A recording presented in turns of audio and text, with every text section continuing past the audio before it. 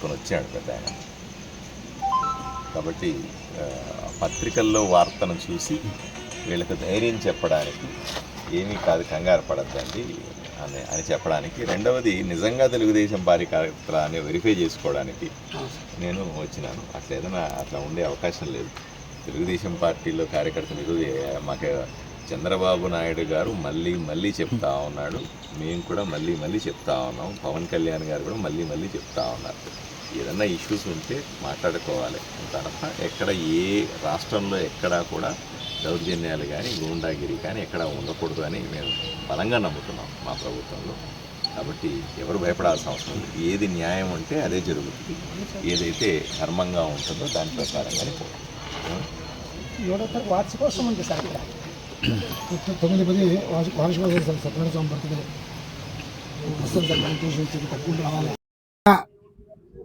Voice ఏమంటే విశేషమైంది. ఇది 96లో దేవాలయం కోసము నేను భూమి తీసుకున్నానండి. ఈ plot 6 road, 7 road, 8 road, 3 road వచ్చి అబ్దుల్ రౌఫ్ గారు ప్లాట్లు వేసి అమ్మినారు. అప్పుడు 96లో ప్లాట్ తీసుకున్న తర్వాత నేను గుడి కట్టాలనే ఉద్దేశంతో గుడి కట్టిన.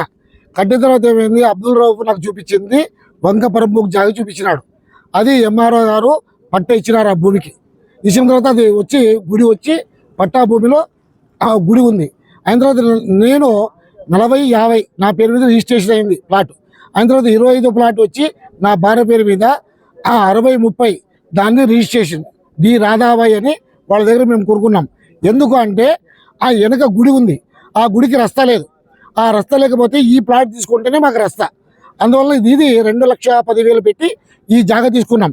తీసుకున్న తర్వాత మా గుడికి అనుకూలమైన ఉద్దేశంతో ఈ ప్లాటు 25వ ప్లాటు అయిన తర్వాత మధ్యలో ఉన్న ప్లాటు అడు గుడి, ఇవన్నీ నాకు సంబంధపట్టివని నేను మీ ద్వారా నేను ఎమ్మెల్యే గారికి ప్రజా వాయిస్కు నేను చెప్తున్నాను.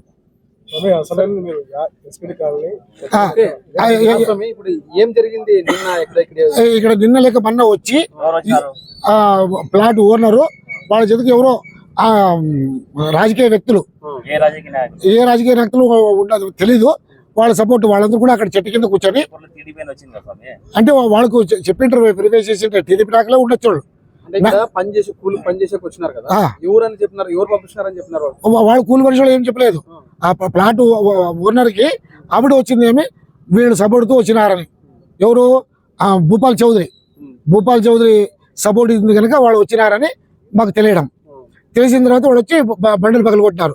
మేము స్టేషన్లో కంప్లైంట్ ఇచ్చే వరకు అక్కడ స్టేషన్లో కూడా ఎవరో ఒక మనిషిని పెట్టినారు. ఎప్పుడు అక్కడ నుంచి సిఐ ఇక్కడికి వచ్చే లోపల వాళ్ళకు ఫోన్ వచ్చింది. ఆటోమేటిక్గా అందరూ పరిగెత్తిపోయినారు.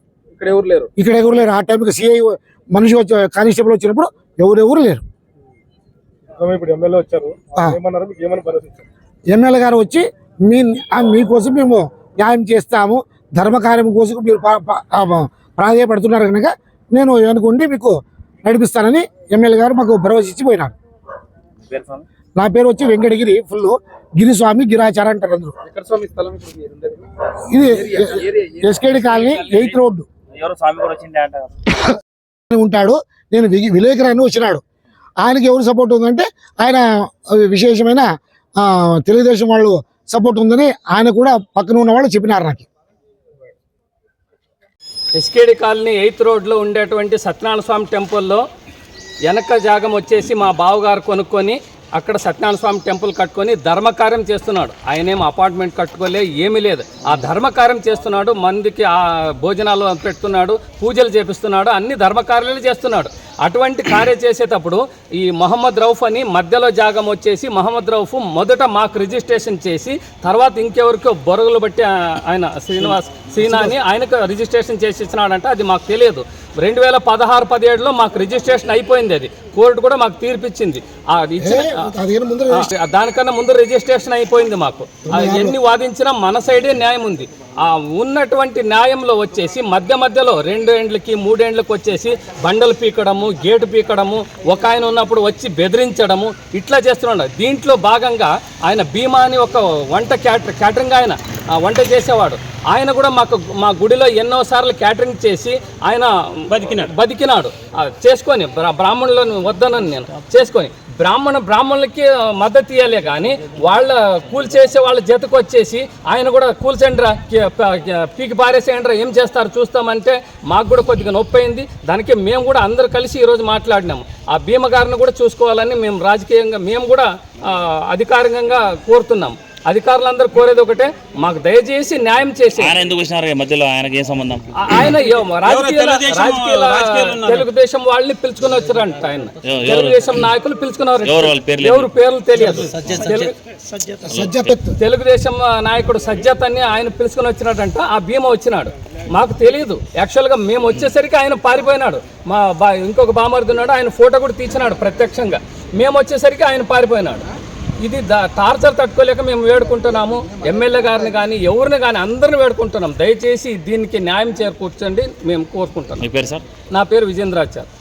ఏమవుతారో అన్నకి మా బావ గారు. రైట్.